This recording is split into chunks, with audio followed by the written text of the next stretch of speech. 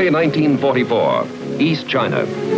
From key bases like Guilin, the small 14th Air Force accomplished miracles with the aircraft at their disposal. The frontier Flying Tigers fought the Japs with initiative, ingenuity, and superior tactics.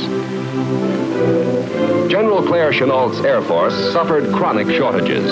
They had only such supplies as could be flown across the hump or replacement parts which they cannibalized from their own aircraft. Nevertheless, they did an amazing job of maintenance under the most primitive field conditions.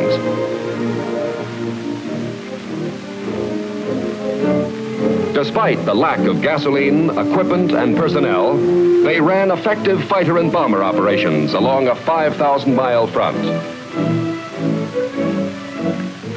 Then came June 1944, and the Jap offensive got rolling. When the Chinese armies could no longer protect our bases, we had to get out. During 7 terrible months, we had to evacuate 13 of our airfields. Even the modern ones, which thousands of Chinese had built for us under desperately trying circumstances. And so in East China, American bombs demolished American bases.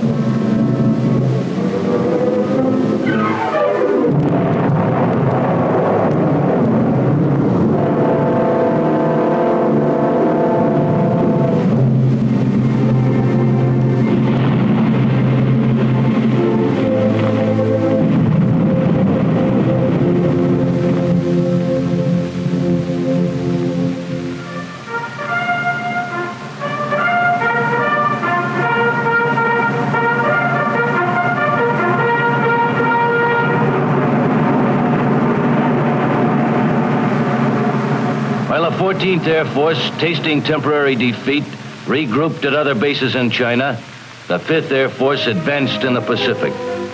Liberators operating from captured fields like Biak now prepared the way for the Philippine campaign. Our mission was to neutralize the enemy on the islands we had bypassed. Our commanders, MacArthur and Kenny, felt there were too many Jap strongholds behind us and around us to be healthy. Air power had to remove the threat of enemy attacks on the flank and the supply line of our proposed amphibious landing. We were ordered to continually pound enemy concentration centers and sea lanes. In no previous Pacific operations did the preparatory phase cover such a vast area. To isolate the Philippines, our next battleground, we employed 4 battle-tested air forces. The 14th from China, the 5th, 7th, and 13th from Pacific Island bases like Biak, Anguar, and Morotai.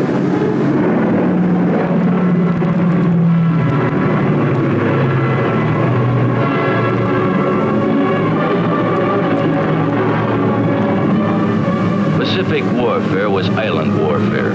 It was our job to cripple key bases in the shrinking Japanese empire. Our targets were enemy installations and the convoys supplying them. And so, island by island and ship by ship, we worked our way back to the Philippines.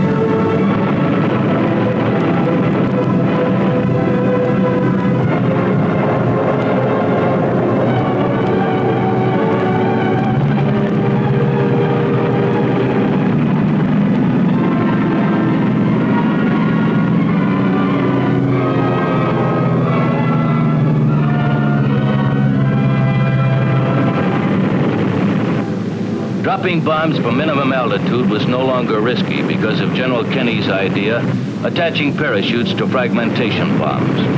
In this way, parafrags could be safely scattered on enemy targets in low-level attacks.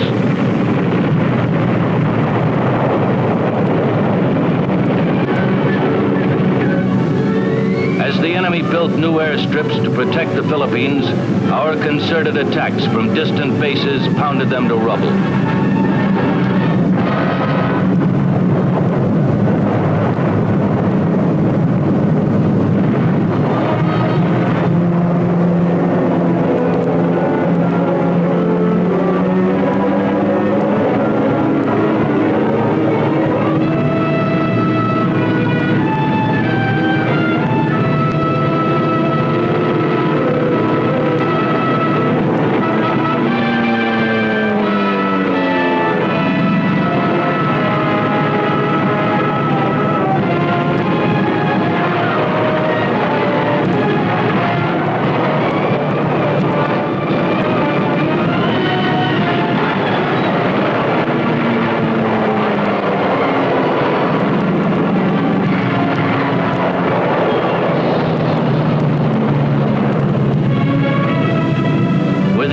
decades, we had softened up the approaches to the Philippines, and fulfillment of the promise to return was now in sight.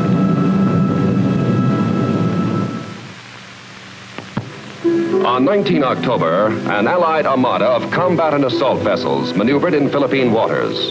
The Joint Chiefs of Staff had decided on Leyte as the invasion island. Two great amphibious forces of more than 700 ships converged. MacArthur knew that Leyte defenses were heavy. Nonetheless, the 10th and 24th Corps of the 6th Army headed for shore on schedule. America was keeping her promise to return. 260,000 Jap troops were scattered throughout the islands. From Leyte to Luzon, they tried to stop the Allies from liberating the Philippines. Japanese resistance was in vain. Allied troops advanced from island to island. In each case, the Allied landings were skillfully effected with boldness and surprise, but stubborn and prolonged fighting usually followed in the hills.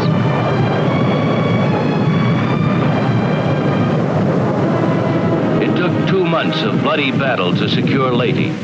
By January 9th, we were fighting our way on Luzon, towards Manila.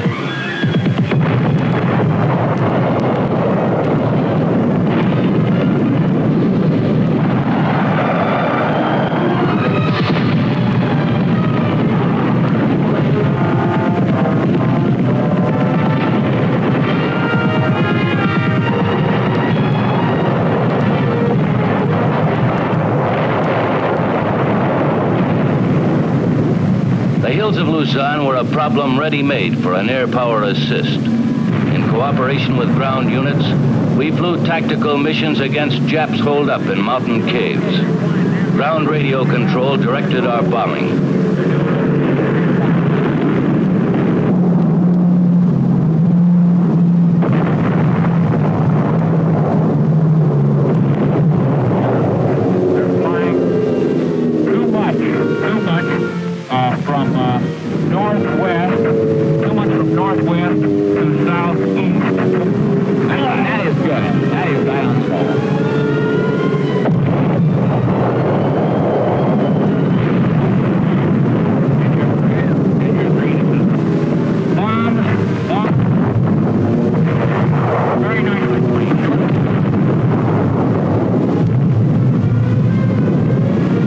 Japanese severely crippled, successive Allied invasions treaded through the Philippine archipelago to cut up Luzon.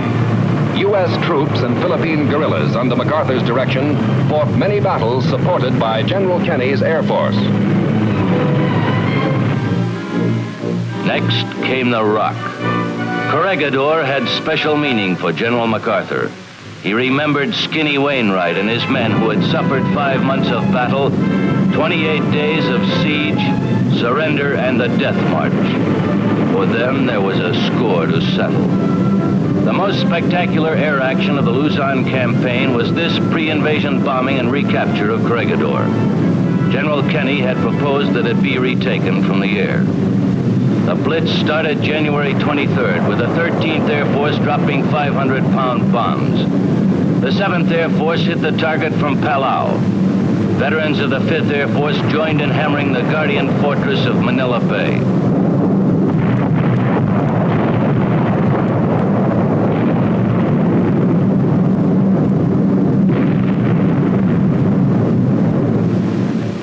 Now, 50 troop-carrying C-47s from Mindoro headed for Corregidor.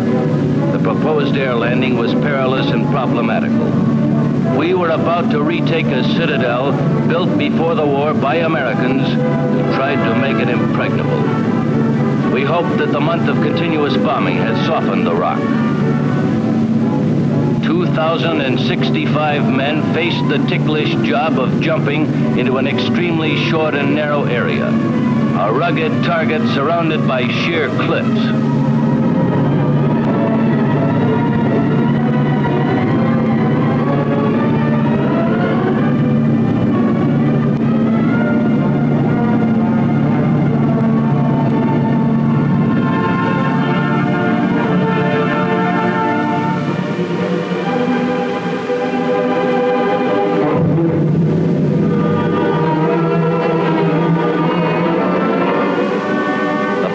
drop on topside worked. We only found scattered opposition. But in making the perilous jump, 19 Americans were killed, 203 injured.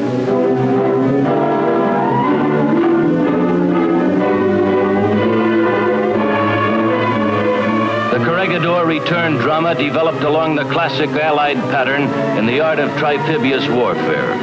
All the tools and specialists of air, ground, and naval forces had been pooled together to achieve victory. On February 27th, organized resistance on Corregidor ceased. It was appropriate that on the same day, we returned control of civil affairs to the Commonwealth Government of the Philippines. Within the week, 12 American officers, all veterans of the fall of Corregidor, headed by General of the Army MacArthur, returned to the Rock.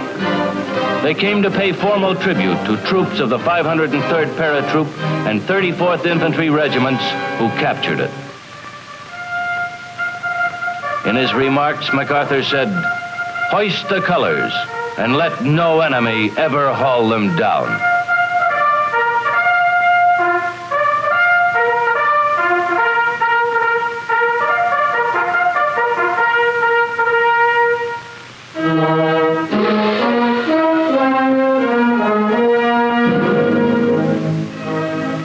The road to victory was a long trek, over many bridges won by the combined strength of land, sea, and air.